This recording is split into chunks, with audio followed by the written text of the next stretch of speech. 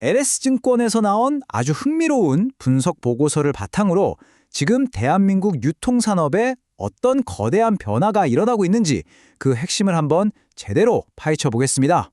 네, 시작부터 아주 강렬하죠. 정말 오랜만에 유통업이 천장을 깨고 올라간다. 오랫동안 좀 지지부진했던 유통산업이 드디어 강력한 힘을 받아서 그 보이지 않는 벽을 뚫고 솟아오르고 있다는 건데요. 아주 낙관적인 전망으로 분석이 시작됩니다. 그래서 오늘 우리는 이 유통산업이라는 변화의 사다리를 같이 한번 올라가 볼 겁니다. 백화점부터 대형마트, 이커머스, 그리고 편의점까지 이 4개의 발판을 차례로 밟아보고요. 마지막에는 과연 어떤 기업이 이 사다리 꼭대기에 오를 수 있을지 그 전망까지 살펴보겠습니다. 자, 그럼 본격적으로 시작해보죠. 이번 분석을 관통하는 핵심 비유가 바로 이 사다리인데요. 지금 유통산업이 이 사다리를 한 칸 한 칸 밟고 올라가고 있는데 이 발판 하나하나가 정말 엄청난 구조적 변화를 의미한다고 보시면 됩니다. 아니 그럼 대체 무엇이 이 거대한 산업을 위로 밀어 올리고 있는 걸까요? 분석을 보니까요. 정말 드물게도 4가지 좋은 소식이 한꺼번에 터졌습니다. 국내 소비가 살아나고 있죠. 주식시장이 오르면서 사람들 자산도 늘었고요. 정부 규제도 좀 우호적으로 바뀌고 있고 결정적으로 외국인 관광객들이 다시 몰려오고 있다는 겁니다. 거의 성장을 위한 완벽한 조건이 만들어진 셈이죠. 자, 그럼 사다리의 첫 번째 칸부터 올라가 보겠습니다. 바로 백화점인데요. 여기서 아주 흥미로운 점은 우리가 가야 할 길을 이미 일본이 먼저 보여줬다는 겁니다. 과거 엔화가 약세일 때 일본 백화점이 어떻게 대성공을 거뒀는지 보면 한국 백화점의 미래가 보인다는 거죠. 이 두 그래프를 한번 비교해 보세요. 이게 바로 한국 백화점의 어마어마한 잠재력을 보여주는데요. 왼쪽이 일본인데 엔저 시기에 외국인 매출 비중이 그야말로 폭발했죠. 근데 오른쪽 지금 우리나라를 보세요. 아직 한참 낮죠. 이건 뭘 의미하냐? 우리가 이제 막 그 엄청난 성장의 출발선에 서 있다는 뜻입니다. 43%. 와, 이 숫자 정말 엄청나지 않나요? 한창 잘 나갈 때 일본 오사카에 있는 한 백화점은요. 전체 매출의 무려 43%가 외국인 관광객 지갑에서 나왔다고 합니다. 그러니까 백화점 손님 2명 중 거의 1명이 외국인이었던 셈이에요.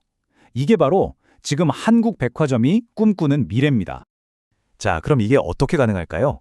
아주 간단하고 예측 가능한 선순환 공식이 있습니다. 먼저 원화가 약세니까 외국인들 입장에선 한국 물건이 싸게 느껴지겠죠? 그럼 이 관광객들이 명품 사려고 어디로 가겠어요? 바로 백화점으로 몰려갑니다. 그럼 당연히 외국인 매출이 늘고 회사 전체 이익이 늘어나겠죠? 그럼 마지막으로 주식시장이 와, 이 회사 돈 엄청 버네 하면서 주가를 쭉 끌어올리는 겁니다. 지금 한국 백화점들이 바로 이 성공 공식을 그대로 따라가려고 하는 거죠. 좋습니다. 이제 두 번째 발판으로 올라가 볼게요. 바로 대형마트입니다. 그런데 많은 분들이 대형마트의 성장을 막는 진짜 문제가 뭔지 약간 오해하고 있는 부분이 있거든요. 그걸 한번 짚어보겠습니다. 요즘 시장에서는 이런 질문을 많이 하죠. 대형마트가 다시 성장하려면 새벽 배송을 확대해야 하는 거 아니야? 다들 여기에만 주목하고 있는데요. 과연 이게 정답일까요? 이번 분석은 고개를 절레절레 흔듭니다. 이 표를 보시면 답이 명확해집니다. 새벽 배송은요, 사실 돈은 돈대로 많이 드는데 이미 할 사람들은 다 하고 있어서 이익을 늘리는 데는 한계가 있다는 거예요. 그런데 의무 휴업일 규제를 푸는 건 차원이 다른 이야기입니다. 주말에 가게 문을 더 열 수 있게 되잖아요. 이건 그냥 모든 고객을 상대로 매출을 직접적으로 아주 확실하게 끌어올리는 훨씬 더 강력한 카드라는 거죠. 자, 세 번째 발판에 도착했습니다. 바로 이커머스, 온라인 쇼핑 시전입니다. 여기서는요, 우리가 물건을 찾는 방식 자체가 지금 뿌리부터 흔들리고 있습니다. 정말 거대한 패러다임의 전환이 일어나고 있어요. 예전에는 우리가 온라인 쇼핑을 어떻게 했죠? 일단 네이버 창에 원하는 걸 검색하고 뜨는 광고를 눌러서 들어갔잖아요. 이게 아주 고전적인 공식이었죠. 그런데 생성형 AI가 등장하면서 이 공식이 완전히 깨지고 있습니다. 이제는 AI한테 바로 물어보고 답을 얻으니까 굳이 네이버 검색 광고를 거칠 필요가 없어지는 거예요. 검색의 출발점 자체가 바뀌고 있는 겁니다. 그럼 이런 위기 앞에서 네이버는 가만히 있을까요? 절대 아니죠. 어떻게든 사용자들이 자기네 플랫폼 밖으로 나가지 못하게 가두리 영식장을 더 튼튼하게 만들고 있습니다. 물류도 강화해서 배송은 더 빠르게 만들고 신선식품까지 손을 대고요. 여기에 AI 기술까지 붙여서 검색부터 구매까지 모든 과정을 네이버 안에서 끝내게 만들려는 정말 필사적인 전략을 펼치고 있는 거죠. 자, 드디어 마지막 네 번째 발판입니다. 편의점인데요. 여기서 정말 뜻밖의 성장 동력이 등장합니다. 가장 오래되고 어떻게 보면 좀 아날로그적인 제품인데 이게 편의점의 미래를 바꿀 수 있다는 거예요. 그 주인공은 바로 담배입니다. 이 그래프 한번 보시죠. 정말 놀랍지 않나요? 다른 과자나 식품 가격은 지난 몇 년간 꾸준히 올랐잖아요. 그런데 담배 가격은요? 지난 10년이 넘는 시간 동안 그냥 그대로 완전히 멈춰 있었습니다.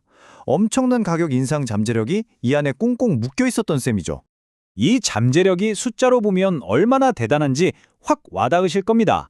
만약 담배값이 8,500원으로 오른다고 가정해 볼게요.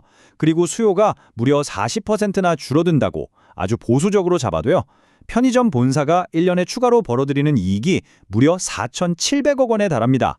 정말 어마어마한 숫자죠. 자, 이렇게 백화점부터 편의점까지 변화의 사다리를 구성하는 4개의 발판을 모두 밟고 올라와 봤습니다. 그럼 이제 가장 중요한 질문이 남았죠? 이 분석은 과연 어떤 기업이 이 사다리의 가장 높은 곳에 도달할 거라고 보고 있을까요?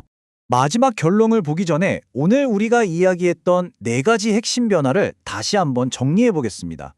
백화점은 외국인 관광객, 대형마트는 규제 완화, 이커머스는 AI, 그리고 편의점은 담배값. 각각 전혀 다른 성장 동력을 가지고 있다는 점 기억해 주세요. 그래서 이 분석이 내놓은 결론은 아주 명확합니다. 최선호주, 그러니까 가장 유망하게 보는 기업은 바로 신세계고요. 그 다음으로 눈여겨볼 관심 종목은 GS 리테일입니다. 신세계는 명품과 패션에 워낙 강하니까 부유층 내국인과 외국인 관광객 이 두 마리 토끼를 다 잡을 수 있다는 거고요. GS 리테일은 최근에 수익성도 좋아졌는데 여기에 만약 담배값 인상이라는 거대한 호재까지 터진다면 그야말로 날개를 달 수 있다는 분석입니다. 자, 이렇게 오늘의 분석을 마무리하면서 마지막으로 여러분께 질문 하나를 던지고 싶습니다. 기술과 관광이라는 거대한 흐름이 우리 쇼핑의 지도를 완전히 새로 그리고 있는 지금, 과연 오늘날의 유통 대기업들 중에서 누가 이 변화의 사다리를 성공적으로 올라갈까요? 그리고 반대로 누가 뒤처져서 맨 아래에 남게 될까요? 앞으로 유통시장을 지켜볼 때 아주 중요한 관전 포인트가 될 것 같습니다.